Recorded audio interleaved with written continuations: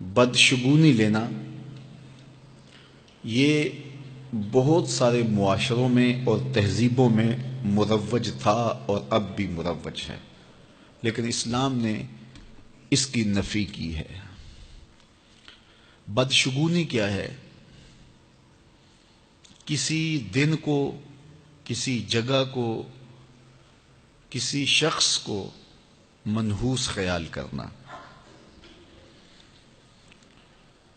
بعض لوگ جانوروں کے بولنے سے بدشگونی لیتے ہیں کہ الو بول پڑا ہے تو یہ کام ہم نے نہیں کرنا، بلی نے راستہ کاٹ دیا ہے تو یہ کام ہم نے نہیں کرنا۔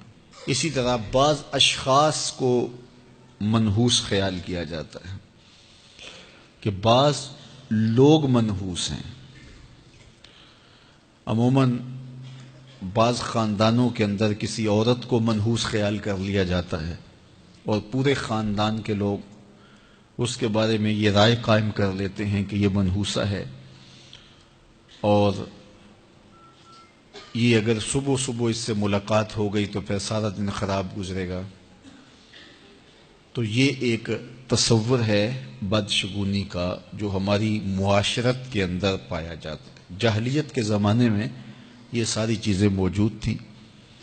آقا کریم علیہ السلام تشریف لائے تو آقا کریم علیہ السلام نے ان ساری چیزوں کی نفی کی اور اللہ پر توکل کرنا، اللہ پر بھروسہ کرنا سکھایا۔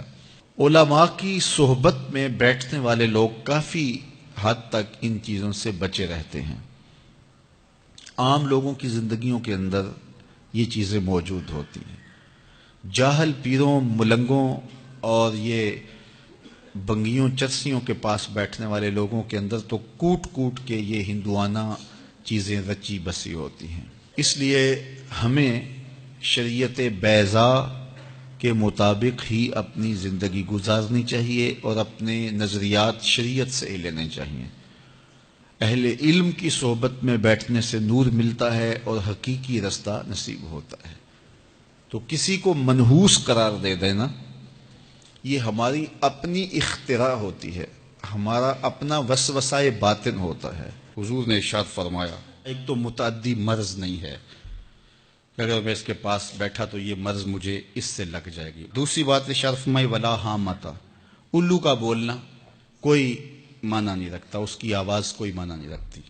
تیسری بات فرمائی اور نہ ہی ستاروں کی کوئی تاثیر ہے کہ فلاں ستارے کا یہ اثر ہے۔ اقبال کہتا ہے یہ ستارے میری قسمت پر کیسے اثر انداز ہوں گے جو خود افلاک میں زار و زبوں گھوم رہے ہیں۔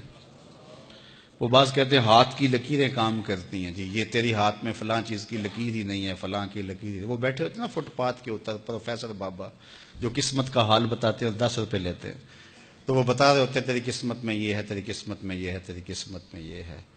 وہ کسی نے کہا قسمت تو ان کی بھی ہوتی ہے جن کے ہاتھ بھی نہیں ہوتے۔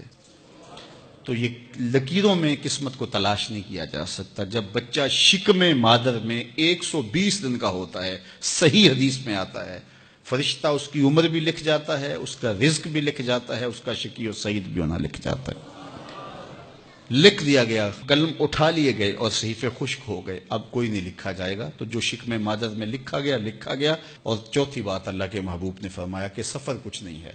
یعنی کچھ لوگ کہتے ہیں یہ جو سفر کا مہینہ ہے یہ بہت ہی سخت مہینہ ہوتا ہے اور ان دنوں کے اندر سفر نہیں کرنا چاہیے، ان دنوں کے اندر شادی نہیں کرنی چاہیے، ان دنوں کے اندر اگر شادی کی جائے تو وہ شادی کامیاب نہیں ہوتی، اس لیے کہ یہ مہینہ منحوس ہے۔ میں آپ کو بتاتا ہوں کہ اس سفر کے مہینے میں سیدنا علی کی شادی حضرت سیدہ فاطمہ سے ہوئی ہے۔ بتاؤ اس سے کامیاب کوئی شادی ہو سکتی ہے؟ کوئی کہتے ہیں جی اس مہینے میں اگر شادی ہو تو اولاد نہیں ہوتی۔ حضرت علی اور سیدہ فاطمہ کی شادی ہوئی ہے، حسن اور حسین پیدا ہوئے ہیں، ایسے کوئی بیٹے تو لاؤ زمانے میں۔ حضرت زینب رضی اللہ تعالی عنہا اور حضور کی شادی ماہ صفر المظفر میں ہوئی ہے۔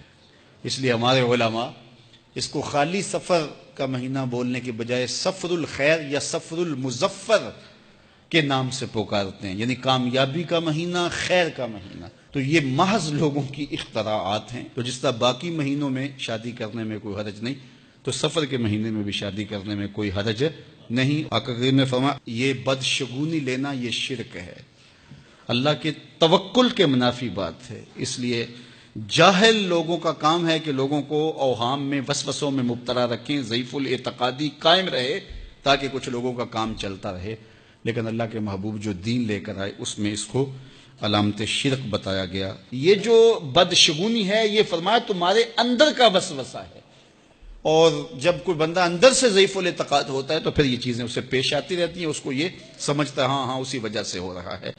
تو یہ چیزیں انسان کی زندگی پر بہت زیادہ اثر انداز ہوتی۔ اللہ مجھے آپ کو اپنی رحمتوں کے